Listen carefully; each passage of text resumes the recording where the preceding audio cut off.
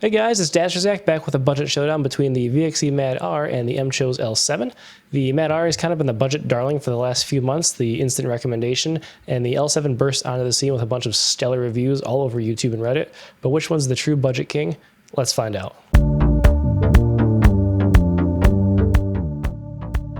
So here we have the Mad R, I have the Mad R Plus, and the L7, I have the L7 Pro. Quick note about the VXE R1. If you want a super budget $20 mouse, the VXE R1 SE, I can give that recommendation. It's not up to par with like the latest specs, but it'll perform fine for you. My overall recommendation, if you're between the Mad R and the VXE R1, is to go with the Pro if you like the mechanical switches. The Hono Blue Shell Pink Dot implementation on the R1 Pro is really, really good. Probably top 3 that I've used all time. I prefer the opticals here, but the Blue Shell Pink Dots are very good. Beside that, if you're about the opticals, you want the newest implementation, the Mad R is kind of like the successor to the R1 Pro, I would look at the Mad R instead.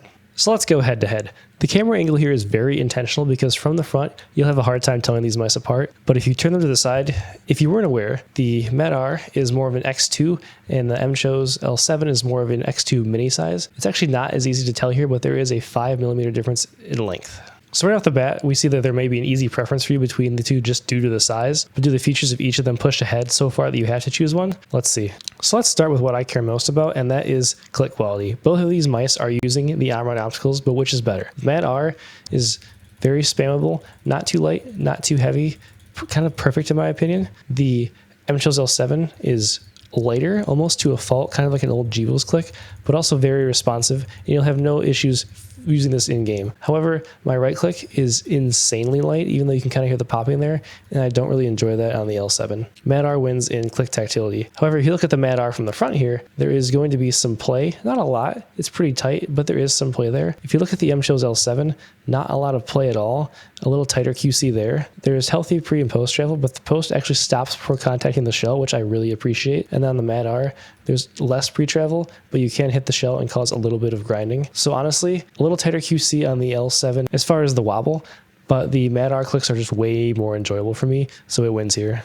One more note for the clicks here is that the L7 clicks do get more tactile if you're in a super aggressive claw and you're clicking toward the top of the button, but in the middle and toward the bottom, they get much, much lighter. And that's where I click with my grip on the mouse.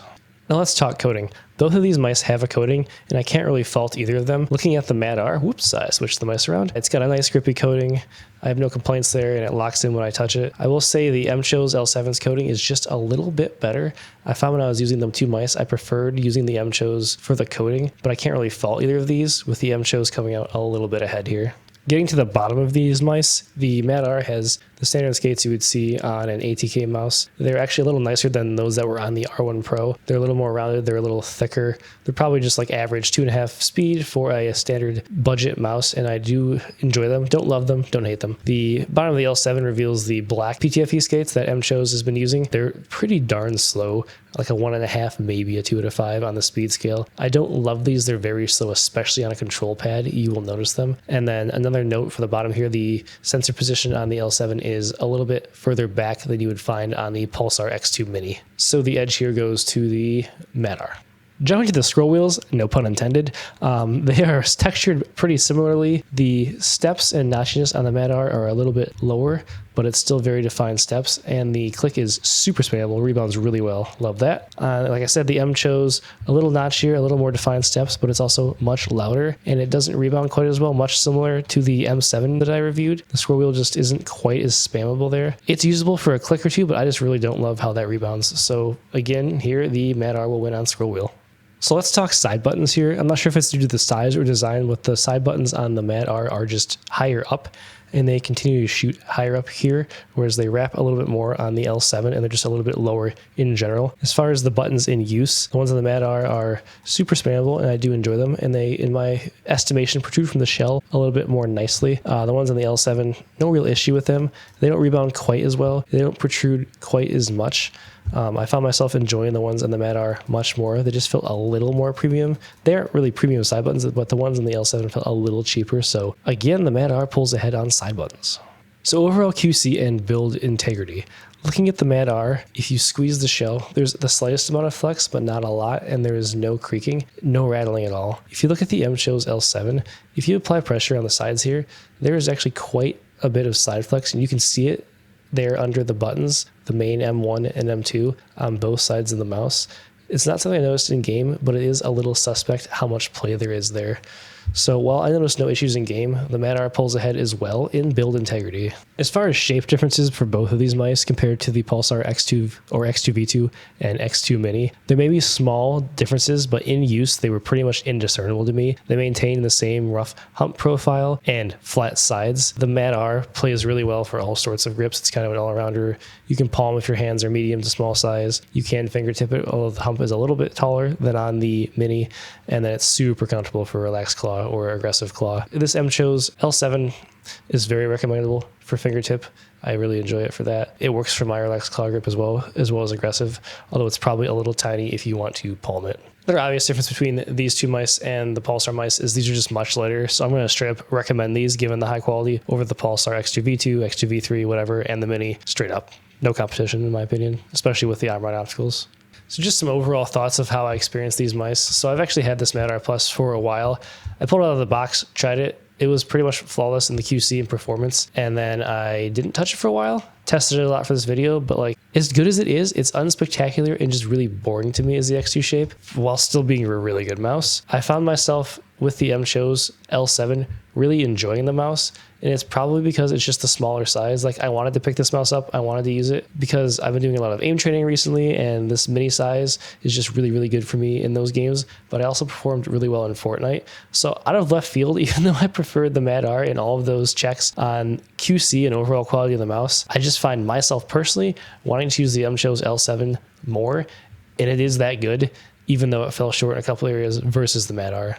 Just a couple of PSAs here on quality and software. So the MAD-R has the ATK Pro hub for its web software, which is awesome. MCHOSE does not have a web solution for the L7 yet. Some early batches of the MAD-R had some uneven bases, and I had a slight issue with that on mine as it was a super early batch. Dot skates helped even that out, and I don't really notice it, honestly, with the stock skates, but it was there. That seems to have been resolved in newer batches. And then the L7, I mentioned this in my M7 review, the L7, the Pro models of these MCHOSE mice seem to have some occasional sensor issues on the base firmware, so you're going to want to update that to the latest firmware on here to resolve that. It was an issue where I would see my DPI dip oddly for a few seconds or stay low in like a smooth bot scenario, and it was just really weird to encounter. I'm going to do some quick hits here about which version of the MAD-R you want to look at if that's the mouse you go with. I have the MAD-R Plus because I was attempting to avoid uneven bases that the early batches of these mice had, so that's what I went with, even though it had the bigger battery adding 6 grams. My overall recommendation would be the MAD-R Major. It comes in at the lightest at 36 grams with that 200 milliamp hour battery. You get the 8K, all the specs across the board are the same beside that, and you also get the 3950, which not a huge difference, but you might as well for the small price difference. You really can't go wrong either with just the standard MAD-R, which will be cheaper. You still get a 3395, lighter weight, smaller battery. The story changes a little bit here with the L7. I would avoid the L7 as it has on-ride mechanical switches and look at either the Pro or the Ultra for the on-ride obstacles. The only real difference here is you go from the 3395 to the 3950. The battery size is the same, weight's the same, and it's all the same across the board beside that. And you get the 8K dongle with both, so I don't see why you wouldn't go with the L7 Pro here. Grabbing some quick weights here, we have the L7 Pro stock with the 250 milliamp battery coming in at 40.9 grams. And then we have the MAD-R Plus with the 500 milliamp hour battery coming in at 45.7 grams, also stock. So the nearest grip width spot I could find in the L7 Pro was 56.6 millimeters. The widest part of the back hump came in at 60.4 millimeters, and I clocked the hump height at 36.1 millimeters. The nearest grip width spot I found on the MAD-R was 59.1 millimeters, although it gets a little narrower toward the front. The widest part of the back hump came in at 63.2 millimeters, and I clocked a hump height of 37.7 millimeters.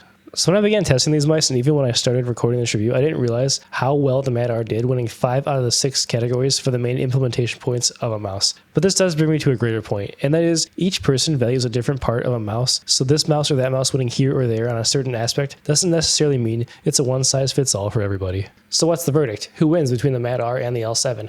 I would say my general recommendation, and the clear winner here has to be the MAD-R due to its X2 size, which is much safer, and the rock-solid QC. However, if you're looking for a mouse in the X2 mini size, the L7 is also an awesome mouse, and I can give it my full recommendation as well. Thanks so much for listening. Likes and subscriptions are greatly appreciated. Be sure to throw me a follow on Twitter at Dazterzak, and also check out the Mousecast podcast with my friend Phalanges. And with that, we'll see you.